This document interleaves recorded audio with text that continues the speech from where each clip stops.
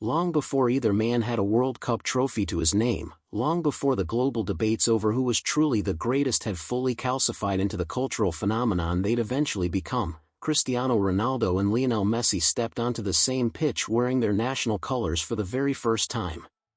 It happened on a cold February night in 2011, in a neutral Swiss city that had no obvious business hosting one of football's defining individual rivalries, and yet for 90 dramatic minutes, Geneva became the center of the football world.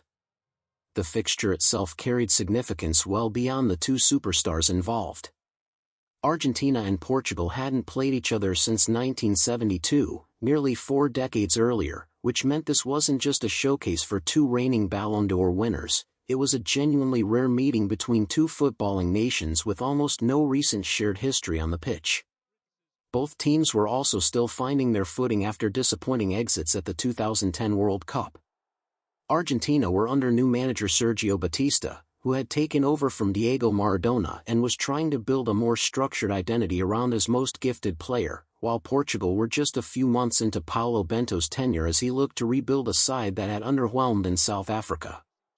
Neither match result carried any competitive weight, but the occasion itself felt like anything but a throwaway exhibition. Messi came into the match as the two-time reigning FIFA World Player of the Year, fresh off a stretch of form that had made him the most talked-about player on the planet. Ronaldo arrived as the man who'd held that exact award back in 2008 and had spent every year since pushing to reclaim it, scoring goals at an absurd rate for Real Madrid in Spain. The two had already crossed paths repeatedly at club level through Clásicos between Barcelona and Real Madrid, but this was something different entirely, country against country, captain against captain, with an entire footballing planet tuning in specifically to see which of them would make the bigger statement. It's worth remembering just how different both players looked at this exact moment compared to the global icons they'd eventually become. Messi was 23 years old, already a Barcelona mainstay but still chasing his first deep international run with Argentina after a quiet World Cup the previous summer. Ronaldo, 25 at the time, had only just completed his move from Manchester United to Real Madrid the year before and was in the early stages of establishing himself as a genuine Liga scoring threat rather than simply a Premier League export trying to prove himself in a new country. Neither man had yet won a senior international trophy with their respective nation, a detail that, viewed from today's vantage point with both having since lifted major honors for their countries, makes this Geneva friendly feel like a snapshot of two unfinished legacies rather than two completed ones. The atmosphere inside the Stade de Genève added its own unusual wrinkle to the occasion. Despite being staged on neutral territory, the stadium felt unmistakably tilted toward Portugal, largely thanks to the sizable Portuguese expatriate community living throughout French-speaking Switzerland. Messi found himself whistled and jeered by sections of the crowd just minutes into the match after skipping past a challenge from Ronaldo near the touchline, a reminder that even an ostensibly neutral venue could feel like hostile territory once local demographics got involved. Argentina struck first, and fittingly enough, Messi was directly involved in the build-up. In the 14th minute, he picked up the ball on the right flank, cut inside with the kind of effortless change of direction that had already become his signature, and slipped a perfectly weighted pass through to Ángel Di María, who finished clinically to put Argentina ahead. It was a goal built on exactly the qualities that had made Messi the most feared creative force in the world at that point: vision, composure, and the ability to manufacture danger out of seemingly nothing. Ronaldo wasn't going to let the moment slip away quietly, though. Just 7 minutes later, in the 20th minute, Portugal leveled the score through their own captain. João Pereira's cross took a deflection on its way into the box, and Ronaldo reacted first among a crowd of bodies to turn the ball home and restore parity. It was his 26th international goal in just 80 appearances at that stage of his career, and notably, it was his very first goal in a head-to-head match against Messi across club and country combined, breaking a personal drought in that particular rivalry that had stretched across 7 previous meetings. From there, the match settled into exactly the kind of tense, end-to-end contest that two evenly matched, still developing national teams might be expected to produce. Messi continued to probe and create chances throughout, at one point forcing a genuinely excellent save out of Portugal's goalkeeper, Eduardo, who got down well to deny him a second assist's worth of danger turning into an actual goal. As the match wore on, both sides traded territory and half-chances without finding a decisive breakthrough, and it looked increasingly like this historic first meeting might end in a fittingly even stalemate. Portugal's wide players probed down the flanks looking for an opening of their own, while Argentina's midfield, still being reshaped under Batista's early management, leaned heavily on individual moments of quality rather than any deeply rehearsed collective structure, simply because there hadn't yet been time to build one. Then, with the match deep into its closing stages, Argentina manufactured one more genuine chance to win it. In the 86th minute, substitute Javier Pastor rose to meet a cross delivered by Messi and crashed a header off the crossbar, agonizingly close to snatching the win right there. Argentina kept pushing, and 3 minutes later, in the 89th minute, the decisive moment finally arrived. Pastor was fouled inside the box by Portugal's Fábio Coentrão, and Swiss referee Massimo Busacca pointed straight to the penalty spot without hesitation.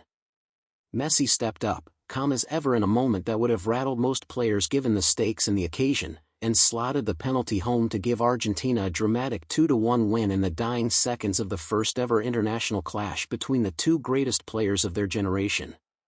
Speaking afterward, Argentina coach Sergio Batista offered a refreshingly even-handed assessment of what everyone had just witnessed, saying he always enjoyed seeing two great players sharing the same pitch, while still allowing himself the observation that on this particular night, Messi had operated on a slightly higher level than his rival. Ronaldo, for his part as Portugal's captain, took the result in stride, suggesting a draw would have been the fairer outcome given how competitive the match had been, while pointing to the positives in his side's overall performance despite the late heartbreak. Looking back now, with both men's careers having played out in full across more than a decade of additional rivalry, that night in Geneva reads almost like a perfectly written opening chapter. Messi got the decisive goal and the bragging rights, but Ronaldo's equalizer showed he wasn't going to simply play a supporting role in someone else's highlight reel, even on a stage explicitly built around comparing the two of them. The basic shape of their entire rivalry, both men capable of producing the decisive moment, with the margins between them often microscopically thin, was already visible in miniature across those 90 minutes in 2011. It would take 3 more years before the two sides met again, this time at Old Trafford in November 2014, in a much-hyped rematch that ultimately ended 1-0 to Portugal courtesy of a stoppage-time header from a then little-known left-back named Rafael Guerreiro, with both Messi and Ronaldo curiously withdrawn from the action at halftime and neither finding the score sheet. That meant the all-time head-to-head record between the two nations, specifically in matches where both icons started, settled at 1 win apiece, a strangely fitting outcome for two players whose entire careers were so often measured against each other in a search for separation that never fully arrived. What makes the Geneva match worth remembering today isn't really about the scoreline at all, though. It's about being present at the exact starting point of a rivalry that would go on to dominate a full decade and a half of football conversation, shaping how an entire generation of fans thought about greatness, consistency, and competition at the very top of the sport. Two players, two countries, one football pitch in a city better known for diplomacy than drama, and from that night forward, the Messi versus Ronaldo conversation had its first chapter written in actual results rather than just speculation. There's also something worth appreciating about how restrained the spectacle actually was compared to how it would be marketed and consumed in later years. This was a friendly with no real stakes, played in a mid-sized neutral venue rather than a sold-out cathedral of football, and yet the substance on display, a sharp Messi assist, an instinctive Ronaldo finish, a nervy late penalty, needed no artificial hype to feel significant. By the time the two sides met again 3 years later at Old Trafford, the surrounding media circus had grown exponentially, with British newspapers dubbing it an international version of a glamour fixture and ticket demand treated as a cultural event in its own right. Yet by most honest accounts, that second meeting, despite the bigger stage, produced a flatter spectacle than this original encounter in Geneva, with both stars withdrawn at halftime and neither finding the net. Sometimes the original version of a story turns out to be the one that still holds up best, and the first Messi-Ronaldo international duel is exactly that kind of story. If you enjoy looking back at the moments that defined football's greatest rivalry, stay subscribed, because there's plenty more history from these two worth revisiting in the videos still to come.